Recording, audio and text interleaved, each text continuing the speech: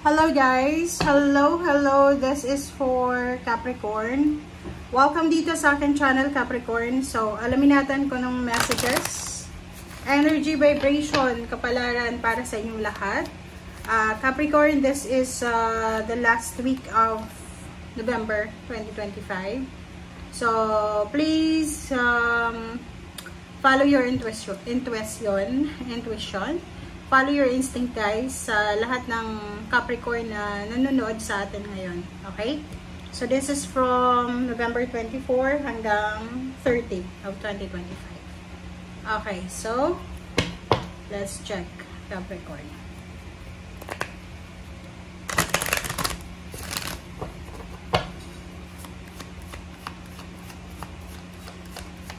Please comment down below, guys, if makaresonate kayo or kung may mga gusto kayong sabihin.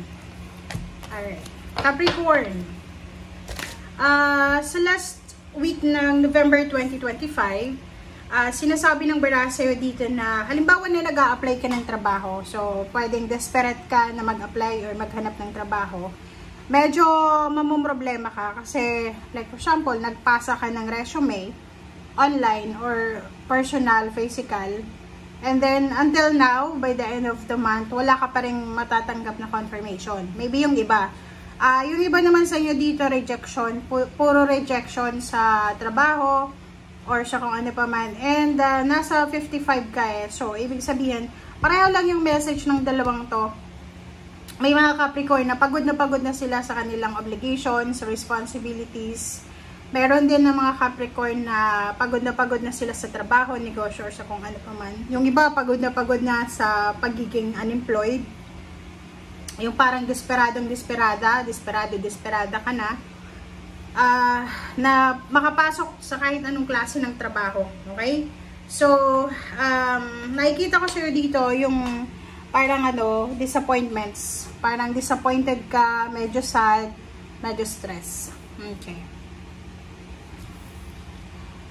Or pwedeng kung may trabaho ka, employed ka, pwedeng magkaroon ka ng problema sa trabaho. So, makatanggap ka ng message from the company or from the HR, from the boss na meron kang kailangan ayusin na trabaho.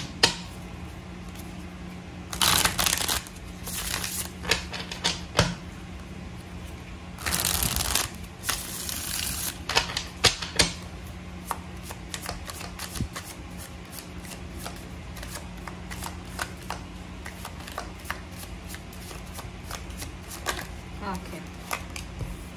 First card natin sa second deck is Six of Cups. So, this is parang halimbawa na if you need some help, okay, kailangan mo daw humingi ng tulong sa linggong ito. Okay? So, nakikita ko sir dito na sobrang responsible ka sa pamilya, sa sarili mo, sa obligations mo. But the problem is, maybe ayaw mo nang balikan yung mga financial problems mo sa past. So, medyo kailangan mo ng comfort ngayon. Kailangan mo ng comfort or kailangan mo ng assurance from someone. So, if you need someone, pwede kang makipag-usap sa Scorpio, water sign Scorpio. And pwede ka nilang matulungan, diba?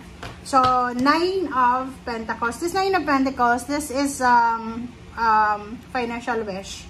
So, sinasabi ng bara sa'yo dito, huwag kang masyadong magpanic, Capricorn, kasi siguro sa ngayon, may mga financial problems, may mga setbacks, pero sinasabi ng barahan na you will receive blessings after the hardship. So, kumbaga, may blessing, may liwanag, okay? After ng bagyo, ng unos, ng ulan, magliliwanag pa rin. So, if ever na matanggap mo yung fruits of your labor, you need to parang be thankful and enjoy mo na lang yung lahat ng resulta ng iyong hard work, okay? Ihanda mo rin yung sarili mo kasi etong ginagawa mo sa ngayon, magdadala yan sa'yo ng accomplishment, pwedeng magkaroon ka ng reward, satisfaction, luxurious life, luxurious blessing na sinasabi ng barahang ito.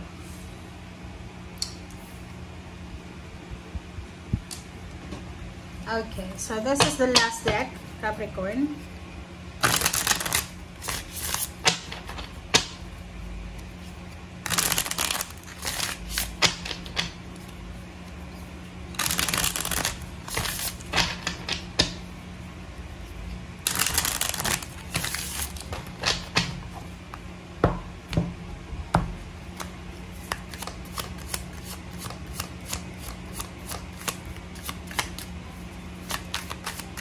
Capricorn. Okay, first card natin sa last deck is Seven of Cups. Seven of Cups is choices in options. So, sinasabi ng baraha sa atin, kung halimbawa na masyado ka ng hirap na hirap sa trabaho, sa pag-a-apply ng trabaho, or sa kung ano pa man na financial problems. Oras na daw para tanggapin mo kung ano yung mga choice in options sa paligid mo. Baka masyadong mataas yung expectation mo, baka mataas yung standard mo sa sarili mo. So, this Empress, sinasabi ng baraha sa atin na we need to welcome. I-welcome natin kung ano man ang mga nasa paligid natin. Kasi minsan, di ba, sa sobrang busy natin sa pagtingin sa blessing sa paligid natin, hindi natin nakikita or na-appreciate na marami tayong blessing sa paligid-ligid lang. Okay?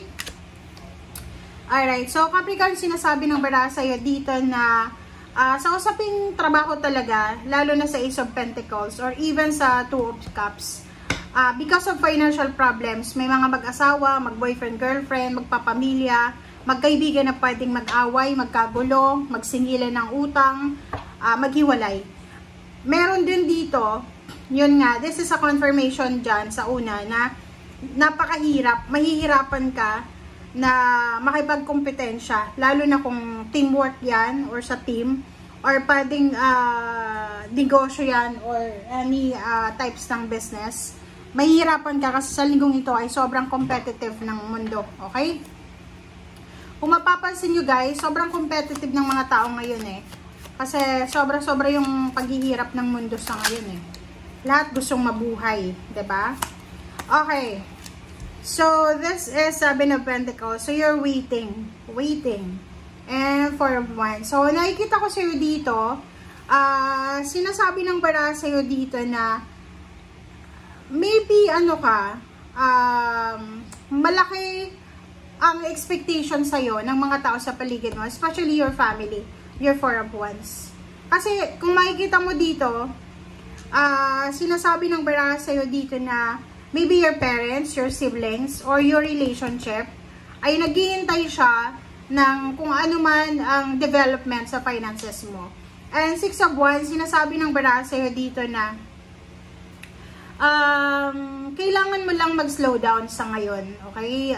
Patapusin mo muna yung taong 2025.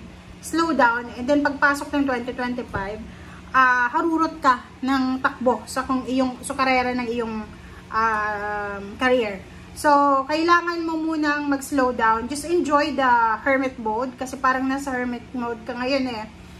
Kung feeling mo hindi pumapabro sa'yo yung sitwasyon, just enjoy it. Okay? Just take it easy. Parang ganon. Huwag masyadong hard sa sarili. And kung nasa below 30 years old ka pa lang, huwag mong i-torture yung sarili mo dahil wala ka pa doon sa pamantayan mo ng success. Okay? Just be patient, relax, pray, and then, enjoy the hermit moment. Okay? Thank you guys. Bye!